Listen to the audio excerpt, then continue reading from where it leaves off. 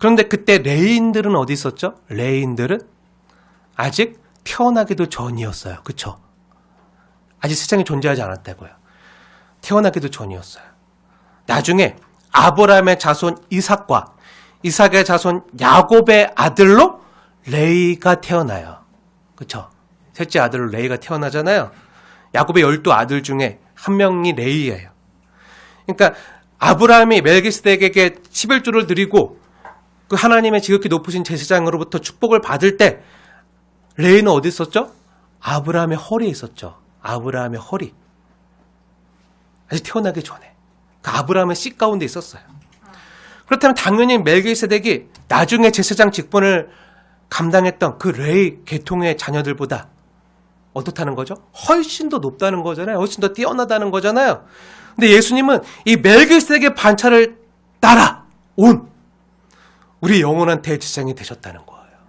레이 계통을 따라온 자가 아니라 이 멜기세덱의 반차를 순서를 서열을 따라서 온 하나님이 세우신 지극히 높으신 대제사장이 되셨다는 거예요. 그러니까 결론은 뭐죠? 예수님이 아브라함뿐만 아니라 레이 계통의 자녀로 태어난 모세나 아론보다 훨씬 더 뛰어나시다는 거예요. 그러니까 예수님이 최고로 뛰어나다는 거죠. 그리고 예수님께서 멜기세덱의 반차를 따라서 대제사장이 되셔야 하는 그 이유를 말해주고 있는데요. 그 이유가 뭐죠? 네, 그 이유는 한마디로 율법과 레이 계통의 제사 직분으로는 사람이 온전해질 수 없기 때문이라는 거예요. 오늘 말씀의 제목이 뭐죠? 네, 오늘 말씀의 제목. 제사 직분이나 레위 계통의 제사장으로 또 율법으로 온전함을 얻을 수 있었으면 하나님이 멜기세덱의 반차를 따라서 예수님을 왜 보내겠냐는 거예요. 그렇죠? 제 말이 아니라 하나님 말씀인데요. 우리 히브리서 7장 11절 말씀 함께 읽겠습니다. 7장 11절 나에게 준 하나님의 말씀으로 받으세요. 함께 읽겠습니다. 시작. 레위 계통의 제사 직분으로 말미암아 온전함을 얻을 수 있었으면 백성이 그 안에서 율법을 받았으니 어찌하여 아론의 반차를 따르지 않고 멜기세덱의 반차를 따르는 다른 한 제사장을 세울 필요가 있느냐. 아멘. 그렇잖아요. 하나님 말씀이잖아요. 이 말은 뭐죠? 네, 한마디로 레위 계통의 제사장들과 율법으로는 우리가 온전함을 얻을 수 없다는 거예요. 이거로는 안 된다는 거예요. 한계가 있다는 거예요. 부족하다는 거예요. 왜죠? 네, 우선은 한번 잘 생각해 보세요. 우리가 지난번에 히브리서 5장에서도 이미 하긴 했지만 5장 2절과 3절에 한번 보세요. 앞으로 넘겨서 히브리서 5장 2절과 3절에 보면 아론의 반차를 따르는 레위 계통의 제사장들 역시 한낱 연약한 죄인이라는 거예요. 그들도 죄인이라는 거예요. 저도 죄인이에요. 다 한낱 피조물이고 연약한 인간이고 죄인이라는 거예요. 제사 직분을 행하는 레위인들 역시 죄인이라. 먼저 어떻게 하죠? 먼저 자신의 죄를 먼저 속해야 되는 한계와 불완전함을 가지고 있다는 거예요. 의인 없나니 하나도 없다는 거예요. 그리고 아론의 반차를 따르는 대제사장들 역시 영원한가요? 아니요. 영원하지 않아요. 다 죽어요. 다 죽는다는 거예요. 유한하다는 거예요. 그러면 죽을 때마다 어떻게 되죠? 죽을 때마다 제사장이 바뀌는 거예요. 죽을 때마다 다른 제사장으로 아론의 반차를 따라 순서를 따라서 세월을 따라서 새로 세워져요. 실제로 아론이 첫 번째 대제사장이잖아요. 첫 번째 대제사장이 아론이고 하나님이 세우신 그 아론은 레위 지파였어요. 모세와 같은 모세의 형 아론.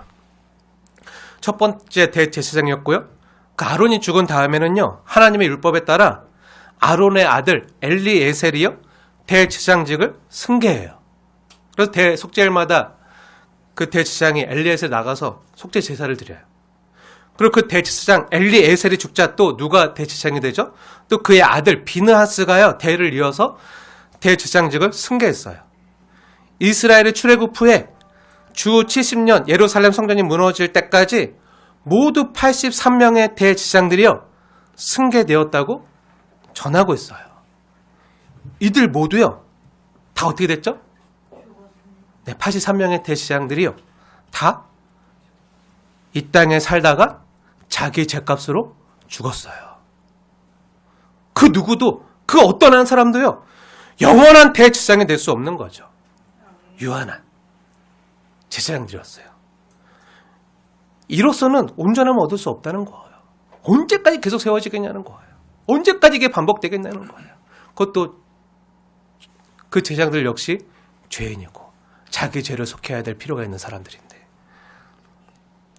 그래서 하나님께서는 이 레위 계통의 이 제사 직분과 그에 따른 율법으로는 사람이 온전해질 수 없기 때문에 멜기세덱의 반차를 따라 다른 한 제사장을 세울 필요가 있었다는 거예요. 이게 11절 말씀이에요. 그래서 이 제사 직분이 바뀌어졌으니 율법도 반드시 바꾸어져야 된다는 거예요. 우리가 이미 출애굽 강해할 때요 먼저 제사장 직분이 주어지고요 그 제사장 직분과 관련해서 그 제사장의 의복은 어떻게 하고 그 제사장이 쓰는 그 제사 도구들은 어떻게 하고 막 하는 율법들이 세세하게 주어지는 걸 봤잖아요. 다 뭐에 따른 율법이었죠? 제사장 직분과 관련된 율법들이었어요. 근데 제사장 직분이 바뀌었잖아요. 그 율법이 어떻게 돼야 되죠? 같이 바뀌는 거예요. 근데 하나님께서는 이제 이런 불완전한 레위 계통의 아론의 반차를 따르는 제사장이 아니라 율법이 주어지기 전에 우리가 이미 지난주에 살펴본 것처럼 시작도 없고 생명의 끝도 없는, 아버지도 없고 어머니도 없는 그 하나님의 아들과 닮아서 항상 제사장으로 있는 멜기세덱의 반차를 따라 하나님의 아들을 또 다른 한 제사장, 영원한 대제사장으로 세웠기에 이에 따라 율법도 바뀌어진다는 거예요. 그 옛날 레위 제사장일 때는 그래서 그 의복도 필요하고 제사 도구도 필요하고 양이나 소나 희생 제물도 필요했지만 이제 멜기세덱의 반차를 따라 또 다른 한 제사장이 영원한 대제사장이 세워졌기에 어떻게 되죠? 그에 따른 율법도요 다 바뀐다는 거예요. 그래서 이제는 소나 양이나 염소의 피가요 필요가 없어요. 예수님의 보혈을 의지해서 날 위해 죽으신 그 하나님의 대속을 의지해서 그 은혜를 의지해서 하나님 앞에 나아가면 돼요. 있는 모습 그대로. 하나님이 이렇게 옛 언약에서 새 언약으로 바꾸시겠다는 거예요. 이제 옛 언약의 모세 율법에 따라서 대제사장 레위 계통에 한정될 필요가 없고 원래 처음부터 있었던 영원한 대제사장이었던 멜기세덱의 반차를 따라 다시 언약을 새롭게 하겠다는 거예요. 그 내용이 13절과 14절 이하에 나오는 내용이에요. 우리 한번 자세히 보세요. 우리 14절 말씀 함께 읽겠습니다. 14절 시작. 우리 주께서는 유다로부터 나신 것이 분명하도다.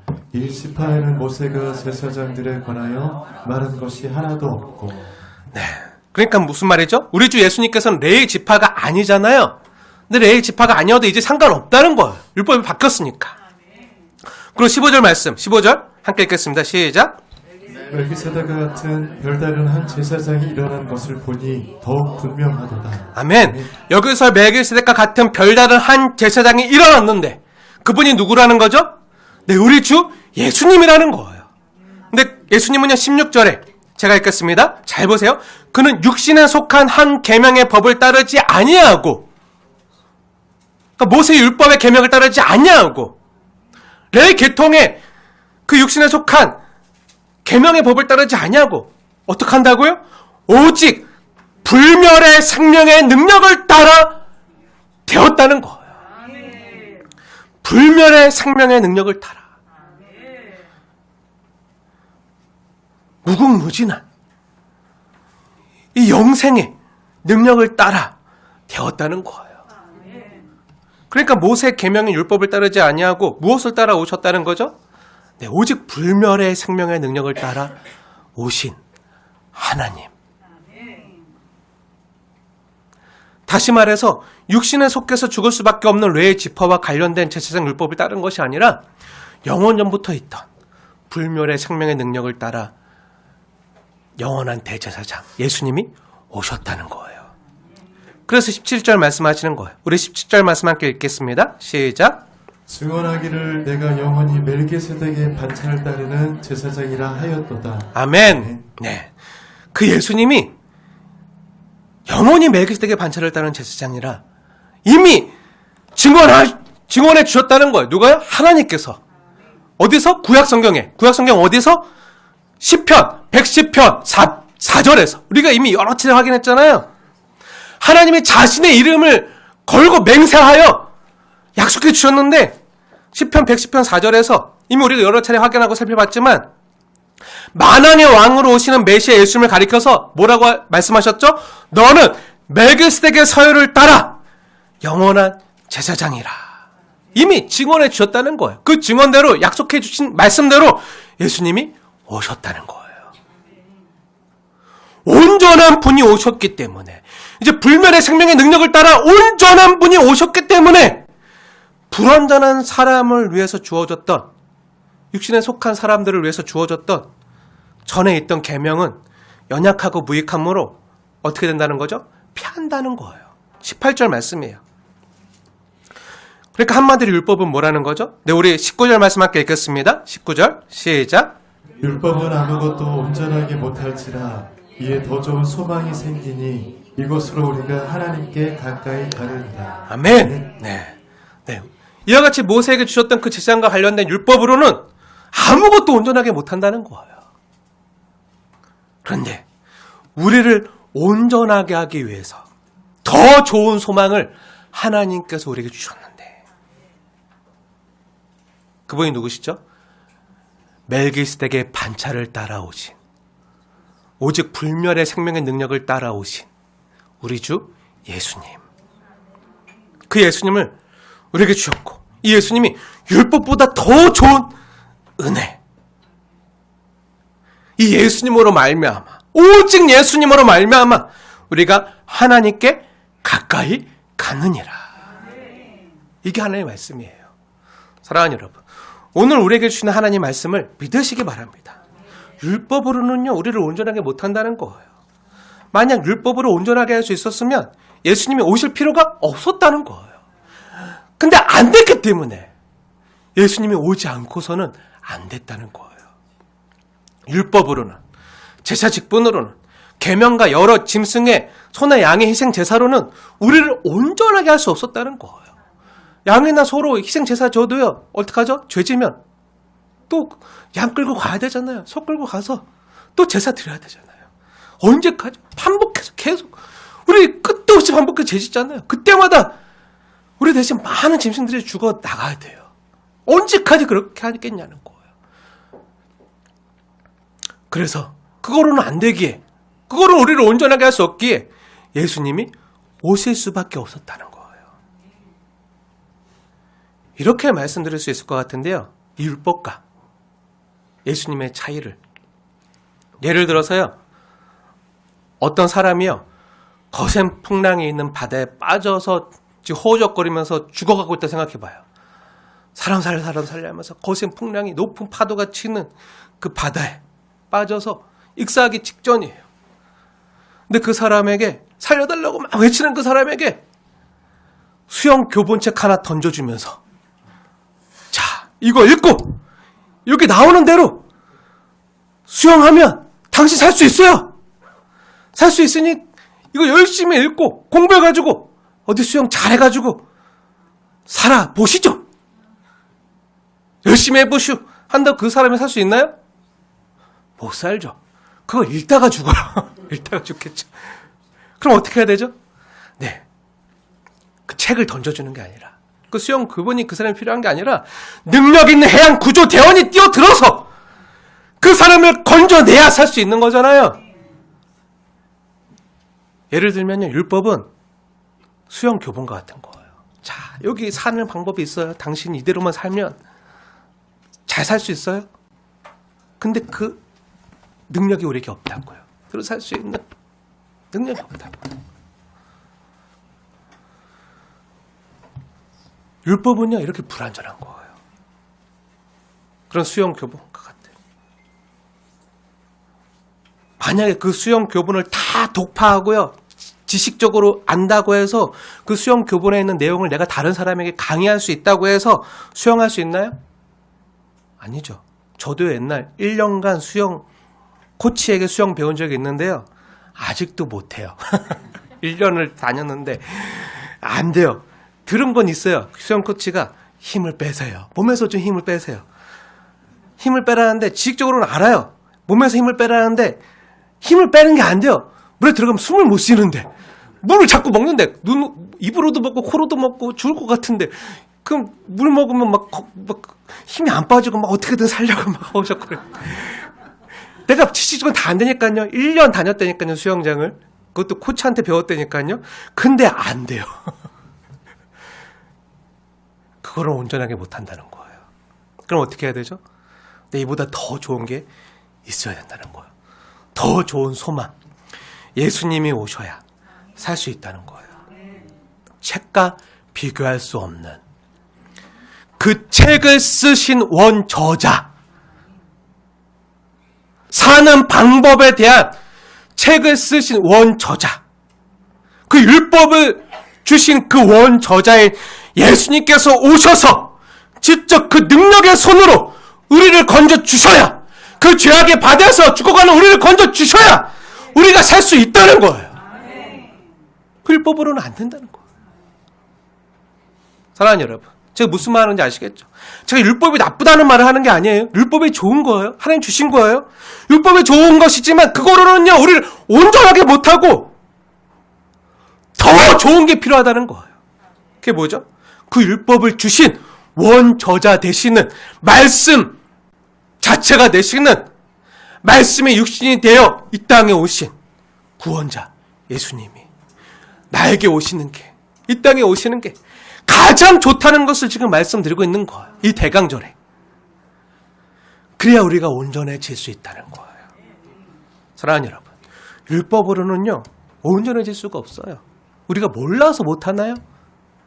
다 아는데도 못하잖아요. 그럼 어떻게 해야지 우리가 온전해질 수 있을까요? 아니, 온전하다는 게 무엇일까요? 사랑하는 여러분, 온전하다는 게 뭐죠? 그럼 온전함에 대해서 한번 생각해 보셨나요? 온전한 게 뭐죠? 우리가 지금까지 온전하다는 거에 대해서 히브리서 1장부터 지금까지 계속 나눠왔잖아요. 어떻게 보면요, 히브리서 전체는요, 온전함에 대한 책이에요. 겉으로 보면 제사 직분, 율법, 제단, 막 이런 내용들에 대해서 말하는 것 같지만 사실은 끊임없이 우리가 온전해지는 것을 말해주고 있어요. 온전한 하나님의 자녀가 되는 거. 어떻게 보면 히브리서 전체 핵심은요, 온전함이에요. 내가 온전해지는 거. 그럼 온전해지는 게 뭐죠? 흠이 없고 죄가 없고 율법적으로나 도덕적으로나 윤리적으로 완전해지는 건가요? 그게 온전함인가요? 우리는요, 온전함에 대해서 늘 오해를 가지고 있는데요. 오늘 성경이 말하는 온전함에 대해서 정확히 말씀드릴게요. 제 말이 아니라 성경의 말씀인데요. 하나님의 말씀인데요. 하나님이 온전함에 대해서 이렇게 정해주고 계세요. 오늘 우리에게 주신 하나님의 말씀, 19절 말씀 다시 한번 자세히 열어놓고 보세요. 자세히 열어놓고. 하나님이 나에게 주시는 말씀을 함께 받으시면서 함께 읽겠습니다. 시작. 율법은 아무것도 온전하게 못할지라 이에 더 좋은 소망이 생기니 이것으로 우리가 하나님께 가까이 가느니라. 아멘. 네, 온전함이 뭐죠? 19절 분명히 하나님 말씀하시는데 온전함이 뭐죠? 아직도 모르시겠나요? 검은 건 글씨고 하얀 건 종이로 돼. 성경을 자세히 보세요. 성령님께서 깨닫게 해주실 겁니다. 성경에서 하나님 말하는 온전함은요, 율법은 아무도 온전하게 못한대요. 그래서 하나님 우리에게 주신 거, 예수님을 우리에게 더 좋은 소망을 보내셨고 이것으로 우리를 온전하게 하시는데, 그럼 온전함이 뭐라고요? 우리가 하나님께 가까이 가까이 가는 게 온전함이라고요. 거짓말 안 하고 도덕적으로 의롭게 사는 게 온전함이 아니라 우리가 하나님께 가까이 가는 게 온전함이라고요. 즉 하나님과 친밀한 인격적인 교제 가운데 들어가는 거. 그게 성경이 말하는 온전함. 하나님 우리에게 반하시는 온전함이라고요. 그리고 이러한 온전함이요, 가득 차 있는 상태를 성경에서는 샬롬이라고 말해요. 샬롬의 상태. 그리고 그 샬롬이 이루어지는 것이 바로 하나님 나라, 천국이라고 말하는 거예요. 사실 죄인된 사람으로서는요, 온전함에 이를 수가 없어요. 안 돼요. 온전해지지가 못해요. 성경 로마서 3장 23절에서 우리가 여러 번 확인한 대로 로마 3장 23절에 뭐라고 말하죠? 모든 사람이 죄를 범하였음에 하나님의 영광에 이르지 못하더니. 성경의 말씀대로요, 죄인된 모든 사람은요, 하나님의 의를 이룰 수가 없어요. 온전해질 수가 없는 거죠. 그런 우리를 의롭게 하시려고 율법 외에 하나님의 한 의가 나타났으니, 그 의가 뭐죠? 그분이 의의 왕으로 오신 예수님이에요. 의의 왕으로 오신 예수님. 멜기세덱. 그게 의의 왕이라는 뜻이잖아요. 우리를 하나님과 화목하게 하기 위해 오신 평강의 왕이에요. 우리를 온전하게 하기 위해서. 그래서 우리가 예수 그리스도 안에서 속량으로 말미암아 하나님의 은혜로 온전해지는 거예요. 이게 우리가 얻은 구원이고 은혜예요. 율법이 연약하여 이룰 수 없는 그것을 무궁한 생명의 능력인, 불멸의 능력인 예수님이 오셔서 이루신 은혜예요. 사랑하는 여러분, 이 복음의 말씀을 믿으시길 축원합니다. 사랑하는 여러분, 주님의 이름으로 다시 한번 축복합니다. 주님 앞에 다 온전해지시길 축원드립니다. 지금 비대면으로 함께 예배하고 있는 분들도 주님 앞에 온전해지시길 축원합니다. 그러려면 어떻게 해야 되죠? 오늘 말씀하신 대로 하나님께 가까이 나오셔야 돼요. 그게 온전해지는 거예요. 유일한 길이에요. 그럼 어떻게 나가죠? 있는 모습 그대로 나아가셔야 돼요. 있는 모습 그대로 나가는 게 온전해지는 거라고요. 주님이 원하시는 제사는요, 상한 심령이에요. 소나 양의 제사가 아니라 상한 심령의 제사라고요. 있는 모습 그대로 상한 마음, 아픈 마음 부둥켜 안고 주 앞에 가면 주님이 나를 치유해 주시겠지 기대하는 마음으로 나가는 거. 그게 온전해질 수 있다고요. 사랑하는 여러분, 우리가 흔히 착각하는 것 중에 하나가요, 내가 좀 의로워지고 내가 좀 하나님 앞에서 좀 떳떳해지고 내가 좀 어느 정도 부와 지위와 명예를 이루고 나면 그 다음에 하나님 앞에 내가 좀 번듯하게 설 수 있겠지. 그럼 내가 그때서야 하나님 앞에 설 수 있게 되어지면 그때 하나님 앞에 나가겠다고 하는 사람들이 있어요.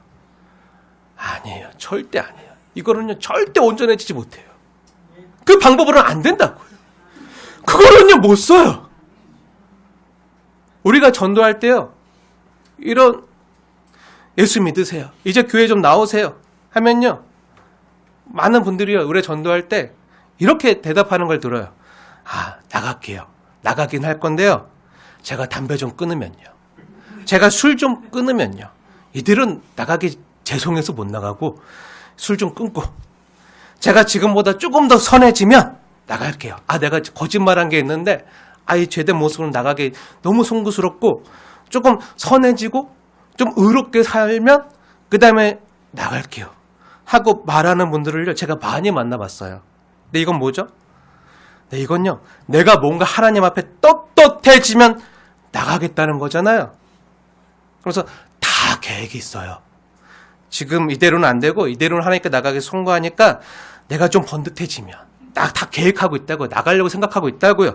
그럼 그때 나가겠다고 차일피일 미루는 분들이 있어요. 여러분도 만나보셨죠? 네. 근데 이건 다른 말로 하면 뭐죠?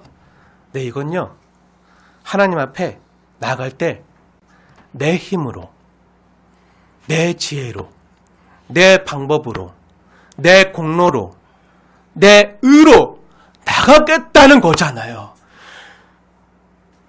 예수님의 보혈, 예수님 나를 위해 흘리신 그 십자가 은혜를 붙드는 게 아니라 내 힘으로 나가면요, 안 돼요. 그거는 온전해질 수 없다고요.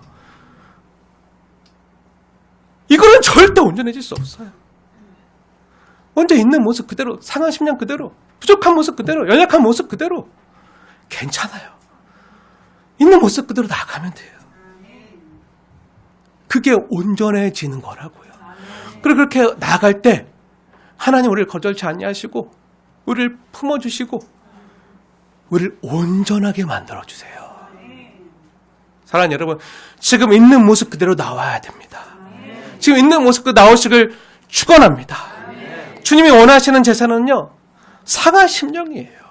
나는 연약하지만, 나는 이것밖에 안 되지만, 아직 술을 못 끊었지만, 아직 내 마음 가운데 거짓 때문에 있지만, 하나님께 나가기 떳떳하지 못하지만, 너무 부끄럽지만, 그럼에도 불구하고 주님, 나는 죄인으로서이다. 나를 구원하소서. 나는 오직 주님밖에 나의 소망이 없고 오직 예수님 십자가밖에 없습니다. 예수님만이 나의 유일한 소망임을 믿고 나오는 게요, 온전해지는 거라고요.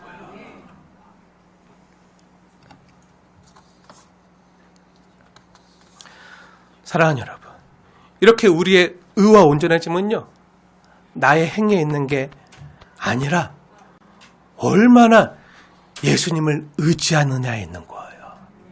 예수님의 십자가를 바라보느냐, 예수님 날 위해 달리신 그 십자가에 나타난 그 예수님의 그 사랑, 날 향한 그 사랑의 크기가 얼마나 크고 귀한지 그걸 깨닫는데 있는 거예요. 이를 명확히 보여주는 성경의 예가 있는데요, 바로 누가복음 15장, 우리가 너무 잘 아는 탕자의 비유, 탕자의 이야기예요.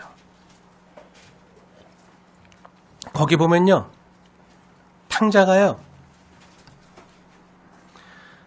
어떡하죠? 아버지가 시퍼렇게 살아있는데도요, 유산을 달라고 해서 집을 뛰쳐나가잖아요.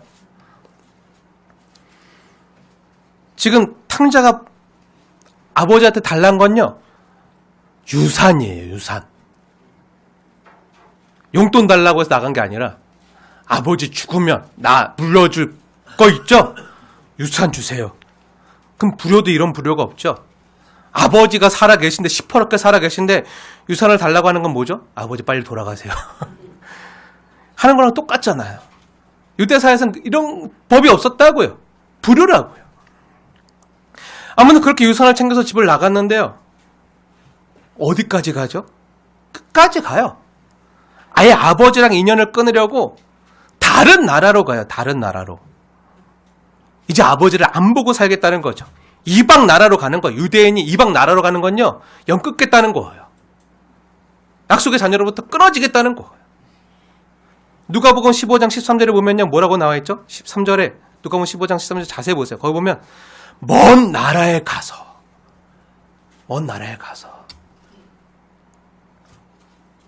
이방 나라로 가는 거예요. 언약 백성임을 부인하며 아버지를 떠나 먼 나라에 가서 허랑방탕하게 살아요. 그러다 거기서 어떻게 되죠? 내 재산을 다 낭비하고 다 탕진하고 궁핍해진 다음에 어떻게 하죠? 먹고 살려고 이방 나라 사람 밑에서 돼지 치는 일을 하잖아요. 왜 돼지 치는 일을 하죠? 돼지가 먹는 쥐염 열매라도 먹고 살려고, 돼지 밥이라도 먹고 살려고. 근데 유대인들은요, 레위기에 잘 나와 있지만 돼지를요, 가증한 동물이라고 여겼어요. 가증한 동물. 그래서 돼지랑 상종도 안 했다고, 돼지를 만지지도 않고 돼지를 근처도 안 갔다고요. 근데 유대인들은요, 이 돼지를 가증한 동물에 여겼는데요, 이 돼지가 먹는 쥐염 열매로 먹고 살려고, 그거라도 기대하면서 이렇게 밑바닥까지 추락한 삶이에요. 근데 그것도 주는 사람이 없어서 배고파 죽게 되자 어떻게 하죠? 그때 이 탕자가 아버지 집에 있을 때 그 하인들을 떠올리는 거예요. 아, 우리 아버지 집에 있었을 때 그때가 좋았는데, 거기서는 우리 아버지 하인들도 다 잘 먹고 잘 살았는데 돼지 지엽 열매 이런 것들은 전혀 먹지도 않고 좋은 것들 먹고 좋은 거 입고 하인들조차도 잘 살았는데 나는 그런데 여기서 이렇게 굶어 죽게 되는구나. 깨닫게 되자 어떡하죠? 이대로 굶어 죽느니 차라리 아버지께로 돌아가자. 내가 아버지의 자녀라는 면목은 없고 나를 품꾼의 하나로 써달라고 하면 내가 거기 가면 그래도 먹고는 살겠지 하고 아버지께 돌아가잖아요. 그럼 18절에 자신의 잘못을 깨닫고 뭐라고 하죠? 한번 자세히 보세요. 누가복음 15장 18절 19절 말씀. 우리 두 절 말씀 우리 함께 읽겠습니다. 18절 19절 시작. 내가 일어나 아버지께 가서 이르기를 아버지 내가 하늘과 아버지께 죄를 지었사오니 지금부터는 아버지의 아들이라 일컬음을 감당하지 못하겠나이다. 나를 품꾼의 하나로 보소서 하리라 하고. 아멘. 그렇게 돌아갈 때 아버지는 어떻게 하죠? 20절 보니까 탕자가 먼데 아직도 먼데 아직 동구 마을 밖에 멀리 오고 있는데 아직도 거리가 먼데 아버지가 그를 알아보고요. 가장 먼저 맨발로 달려가는 거예요. 달려가서 목을 안고 입을 맞추는 거예요. 잘한다고. 그리고 그 아들에게 침 나갔던 아들에게 제일 좋은 옷을 입히고요. 손에 가락지를 끼우고요. 신발을 신기고요. 송아지를 잡고요. 잔치를 벌여주는 거예요. 이게요. 우리 하나님 아버지의 마음이에요. 이게 온전해지는 거라고요. 이게 온전해지는 거라고요. 사랑하는 여러분. 여러분 중에도 부모가 있잖아요. 우리 자녀들이 속썩일 때 있죠. 자녀들이 잘못할 때 있죠. 그 자녀가 잘못했다고 돌아오는데요. 내치는 부모 없잖아요. 아무리 잘못했어도요. 아무리 속썩였어도요. 그 자녀가 달려와서 안기는데요. 저리 가! 하면서 나가! 너 같은 자식 필요 없어. 호적에서 팍! 이런 부모 없잖아요. 어떡하죠? 안기면 그냥 안아주면서 속 터지면 등짝 스매싱이라도 하면서 이 녀석아 잘한다. 내 마음에 옳든지 아니. 그래도 이리저리도 와서 잘했다 하면서 품어주잖아요. 이렇게 목을 안고 끌어안고 품어주잖아요. 등짝은 때릴지 몰라도 품어주잖아요. 이게 하나님 아버지의 마음이라고요. 어떻게라도 떠나간 자녀가 돌아오길 바라는, 돌아만 온다면 내가 어떻게든 다 해줄 텐데 하는 부모의 마음이죠. 근데 여기서 탕자가 한 건 뭐죠? 그 탕자가 한 건 뭐죠? 잘못밖에 없죠. 불효밖에 없죠. 사실 율법대로라면요, 아버지 유산을 받아서 이렇게 이방 나라 가서 이렇게 떠나는 불효 자식은요, 누가 먼저 보는 사람이요, 그 마을에서 보는 사람이요, 돌로 쳐 죽여도요 말을 못해요. 이게 신명기에 나오는 율법이라고요. 원래 그 아들이 율법대로라면 어떻게 되죠? 죽어야 돼요. 마을에 들어오기 전에 죽어야, 돌에 맞아 죽을 수밖에 없는 죄인이에요. 근데 아버지 마음은 어떻죠? 다른 사람이 보기 전에, 동네 사람이 보기 전에 먼저 아무도 내 아들을 치면 안 되고, 손가락질하면 안 되고, 아프게 하면 안 되고, 내가 회복시켜야 되고, 그리고 누가 보기도 전에 멀리서 바라보면서 가장 먼저 달려나가서, 맨발로 달려나가서 마을 밖에서 아들을 부둥켜 안고 날아오는 돌이라도 내가 맞아주겠다는 마음으로 품어주고 그 아들을 온전히 회복시켜주는, 그리고 마을 사람들이 다 알 수 있도록 죽었던 우리 아들이 살아 돌아왔어. 자, 잔치를 다 불러서 송아지를 잡고 잔치를 벌여줌으로, 자, 내 아들 멋있지? 옷 입혀주고 신발 입혀주고 가락지 끼워주고 내 상속자고 내 후계자가 하면서 마을 사람들 앞에서 내 자녀요, 내 아들이요, 내가 이렇게 사랑하오, 내가 다 감당하겠어, 내가 다 책임지겠어 하면서 다, 그게 하나님 아버지의 마음. 그래서 어떻게 하셨죠? 하나님 멀리 떠나간 범죄한 우리, 율법대로라면 죽을 수밖에 없는 우리를 위해서 생각가 뭔데 우리 예수님을 먼저 보내셨다고요. 이 땅에 보내주셨다고요. 우리 허물을 덮어주기 위해서, 우리를 감싸주기 위해서 자가에서 자신 죽기까지 율법 형벌을 다 받아내시고 우리를 살려주시는, 이게 우리 아버지 마음이라고요. 이게 우리가 받은 은혜예요. 율법대로라면 죽어야 될 우리를 위해서 영원한 대제사장이 되신 예수님께서 자가 흘리신 보혈로 나의 모든 죄를 덮어주셨어요. 그리고 너는 이제부터 보배롭고 존귀한 나의 자녀라 불러주시고 일컬어주시고 회복시켜주심으로 온전하게 만들어주시는 거, 이게 우리가 입은 은혜라고요. 이걸 아는 게 은혜예요. 사랑하는 여러분, 하나님께서 오늘 우리에게 주시는 말씀이 무엇입니까? 오늘 본문의 말씀대로요, 하나님께 가까이 나아가는 것이 내가 온전해지는 유일한 길이라는 거예요. 술 끊고요? 아니요. 거짓말 안 하고요? 아니요. 더 이제 지금보다 더 잘 살게 되고요? 아니요. 있는 모습 그대로, 죄인인 모습 그대로, 상한 심령 그대로, 아버지 내가 주님 앞에 나갔습니다. 나는 죄인으로소이다. 아버지의 자녀라 일컫는 것도 감당치 못하겠나이다. 그래도 내가 살 길 주님 앞에 나가는 것밖에 없사오니 주님 나를 받아주시옵소서. 아버지 나를 받아주시옵소서. 이 상한 마음을 주님이 원하신다고요. 이게 주님이 원하시는 제사라고요. 소나 양의 제사를 원하시는 게 아니라 주님이 원하시는 상한 제사라고 숱하게 말씀해 주시잖아요. 이게 우리가 온전해지는 유일한 길이라는 거예요. 그리고 하나님께 이렇게 가까이 나아간 우리를 하나님은 그냥 두시지 않으시고 너는 보배롭고 존귀한 나의 자녀다, 이렇게 일컬어주시면서 온전하게 빚어가시고 단장시켜 가시는 거예요. 사실 이것만이요 우리의 소망이에요. 우리 자녀된 소망, 이거밖에 없어요. 주님 앞에 가까이 나가는 거.